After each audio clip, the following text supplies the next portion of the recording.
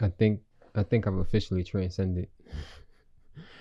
I think I've my understanding of life and where life is taking me and the journey that I've been on. I think it's finally making more sense, and it's made sense the last couple weeks. But as you go through it just becomes more and more. What's the word I'm looking for? It becomes more and more. I guess I don't know. I don't know the word that I'm looking for, but it just makes it becomes easier, I guess, to learn and understand what each situation is there for, and the things that you're going through, what is there for. Welcome back. This is 100 Simple Life Truths. I am your host. It is August 28th. It is 9:53 a.m. and I feel like I've transcended. I feel like I want I want people to have this sort of, I don't want to say enlightenment, but I want people to have this sort of understanding of themselves. That's that's something that I really wish everybody had the chance to experience.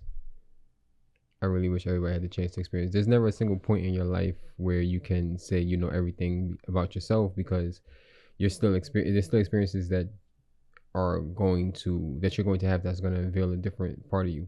So curiosity about yourself is the coolest thing that you can have. Is be curious about yourself and be authentic in finding your direction and putting your all into it, because as you shift and as you learn more about yourself, the world shifts around you, and that's kind of what we need. It's kind of what we need. You need the world to shift around you. You need to not be complacent. You need to find new things, not be stagnant in your life. And as you learn about yourself and you grow and you have your personal development, it's important that we learn how to enjoy the view as well. So especially when you're climbing a mountain, you got to step back and love and look at the mountain as well. You should really enjoy the enjoy the process of establishing your space and enjoy the process of becoming who you are and learning yourself. So of course it's going to be hard, and y'all know my quote. Y'all know my quote if you've been listening to this for a while or whatever. You know the quote, and I'll read it at the end. I gotta go on my phone to read it and find it because I still don't know it word for word, but I'll I'll read it at the end of this episode. But we back. It's episode 40. It's actually episode 40. 100 Simple Life Truths, episode 40. This one is titled People Are Expensive. I agree with that. They're expensive mentally, monetarily, and I guess we could say physically, but I don't know. I don't know what this episode is going to be about. I haven't read it. Obviously, I know the process. I haven't read it this episode yet. So it's pretty short. It's only one page. I'm gonna go through it. We're gonna see if we can learn something about ourselves today. See if we can grow. See if we can understand. And then at the end, I'm probably gonna talk a little bit more. I don't know. Or maybe I'll keep this one short. Yeah, maybe I'll keep this one short. So let's get into it. It says people are expensive. It's always wise to take inventory of the people in your life. It's irrelevant if they're family, friends, acquaintance, or colleagues. If they're being toxic, cut them off. I can this one is interesting because it's relevant. It's relevant to my life right now. So I can agree with it, but I don't agree with it in practice, because sometimes you're the toxic one. Sometimes you're the toxic one. And sometimes other people can bring toxicity to your life as well. But it's about having discernment, right? It's about what you can take and what you can't take. So someone might be toxic right now, and maybe like you guys haven't understood each other long enough to figure out the benefit of having each other in their lives. Maybe there is no benefit, but I don't think you should just. I do and I don't. I do and I don't. I think it goes on a case by case basis in terms of who you cut off and who you keep in your life. and who's toxic and why they're toxic, and if you can gain from that toxicity, or if you're not gaining anything at all, then it's levels of cutoff too. You can cut somebody's access to you in terms of them like being able to physically see you, or you giving them attention when they call for it, or you giving them attention when you're ready for it. You know what I mean? And that's somewhat toxic within itself, but we don't need to get too much into that. I think I agree with this wholeheartedly, but I also feel like there's context to it. There's nuances to it. So have discernment. I wouldn't just say just go cut everybody off in your life. Even though me personally, I thrive in my what's it called, in my aloneness. And I was having a conversation with somebody the other day where there's a difference between being alone and being alone. And yeah, so don't just be cutting people off. Cut them off, but explain to them the reason why you're cutting them off, and keep it pushing. Or maybe you don't need to explain. It's just too many nuances. So I'll continue. He goes on to say, you don't know how much time you have on this planet, so don't waste those limited moments with folks who don't deserve your company. Which is true. It's crazy because I was literally having this conversation the other day, and it's like, do I want to waste more time, or do I want to sit here and hope and believe like the person can change, or I can change, or whatever the case may be? I don't know. So he goes on to say, never allow people who care little about you to have grand impacts on how you feel. Don't compromise yourself and make concessions to keep them around. Fuck them. Liberating yourself from them not only teaches you what to avoid in the future, it also positions you in a situation where you can find folks who actually vibe with you. And yeah, and I think it goes into what's the word? So okay, so let's go with a scenario. Say you have a friend, and that friend becomes toxic, or you realize that friend is toxic. That friend was always toxic, but you never had the discernment to realize like the toxic things that they brought into your life, right? And then you cut them off, and you find a new friend, or find new people to have in your life, maybe acquaintances, whatever the case may be. And then you go into there with great intentions, and you go into it not necessarily blinded by who the person really is, but as time goes on, you start to learn people. You learn people. So you can end up in this vicious cycle of meeting someone new, being in, not necessarily like, there's a honeymoon phase with friendships too, where you guys are become friends, and it's like, oh cool, we're hanging out all the time, and then you guys start hanging out, and certain situations bring out certain qualities of that person, or certain characteristics of the person and of yourself, right? And y'all put into these different situations where you realize, okay, like this person doesn't benefit me. I may care about them and they may care about me, but we don't align on how we see the world or how we see things. So you can become a vicious cycle, and I think there's nothing really wrong with that. Like I believe the world is about people, and it's about connections, and with every person you meet, you make a connection, and you learn more about yourself through people, and you learn more about people through people. So take every person you meet as someone that can hopefully teach you something, right? Whether it be, I don't want to go negative, positive, but whether it be something that benefits you or something that, well, if I'm staying on the positive, everything should benefit you, because it becomes a lesson. It may hurt you now, but it becomes a lesson, and we need those lessons to move on and to be our greatest selves. So when he says it may be liberating and free yourself from them, not only teaches you what to avoid in the future, it also positions you in a situation where you can find folks who actually vibe with you. Vibes are fleeting, because we've all been in relationships where in the beginning, again, I can cite it as a honeymoon phase. In the beginning, it's like, oh, it's the greatest thing. This person is perfect. We like the same things. We and you know what I mean, everything aligned. We vibe, right? We vibe, and then as time goes on, the situations you guys are in changes your outlook on the vibe, basically. You know what I mean? You might feel like you might end up realizing like the things that you are gun hole on with your life and how you see things, they don't agree with. And this is where I say my 90-10 rule comes in terms of when you have people in your life, if they're just full blown toxic, cool, cut them off, but have some discernment on how you can avoid the toxicity and still keep the person in your life if that's what you want to do. It's not about just cutting people off and getting new people in your life, because then you end up in a vicious cycle, right? So you take the 90% of them that is good and you focus on that. You amplify that. You harp on it, and you make that the main thing that you care about. And the 10% is focus on the bad, because you can't change people. You shouldn't set out to change people. And you take the 10% of their bad is what you focus on. You only give their bad 10% of your focus, right?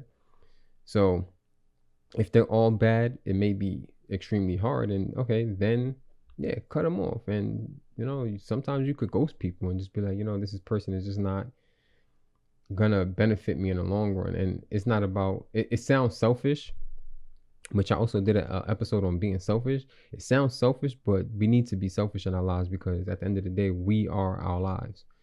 And if you're wasting your time, wasting your life trying to please everybody else and not being selfish, then it becomes pointless. So have discernment. Try to focus on the good that everyone brings into your life.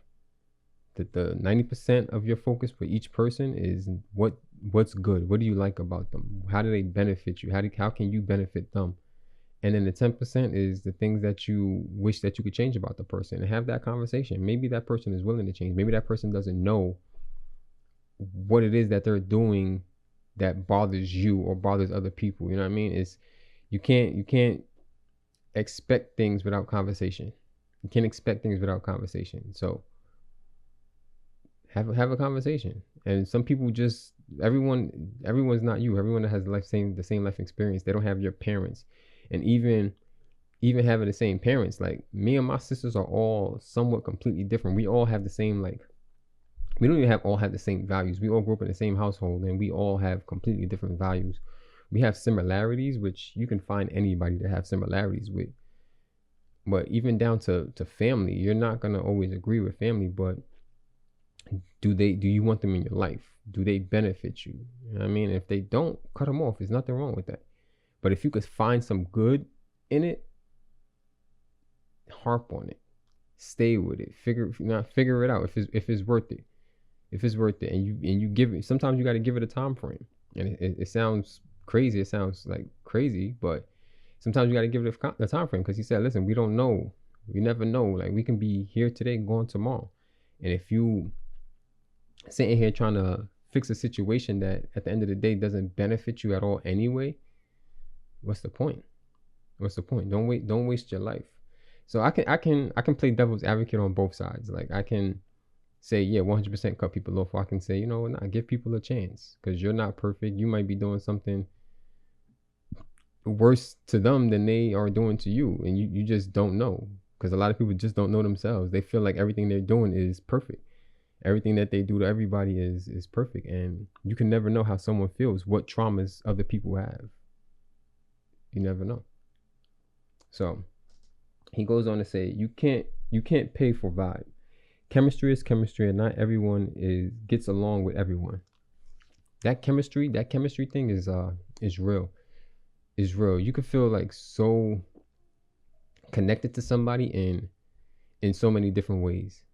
Like, you can have someone that's like maybe has started out as a friend, or maybe started off as like in a relationship, and then as time goes on, like the chemistry changes. The chemistry changes because different elements was added to it. Like, okay, you had the aspect of being, I guess, in a relationship, right? And then realize as certain elements was added to the what's it called? damn, what's the vial? I forgot the thing, what it's called, man. The anyway, it's added to the pot, right? Different chemicals is added to the pot. It changes the structure, the makeup of the relationship. So now maybe instead of being in a romantic relationship, you're in a friendship relationship. You know what I mean? You're in a friendship because the chemistry changes. The chemistry changes, and you add different elements to it. And you got to remember, if you know how chemistry works, you can add elements to the pot, but you can't take elements out.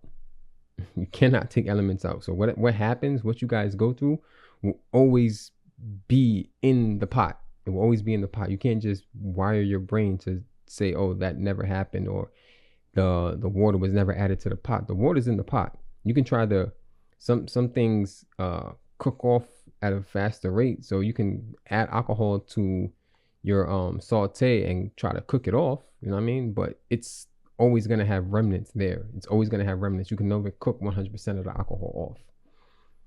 And damn, that was good.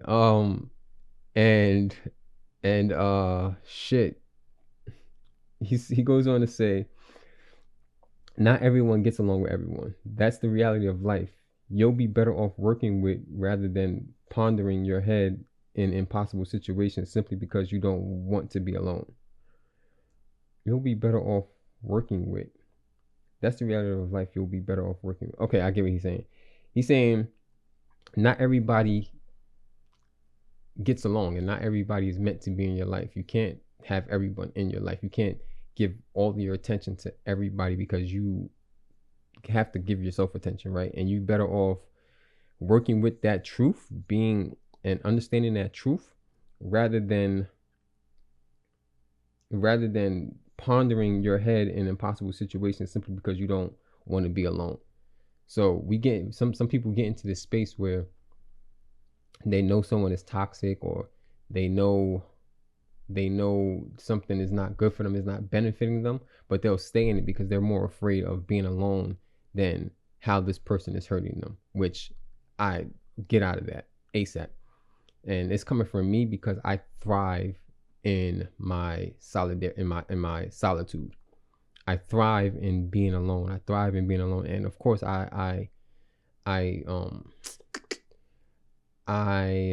crave companionship, and I crave intimacy and people around me, people in my world. I crave friendships and stuff like that.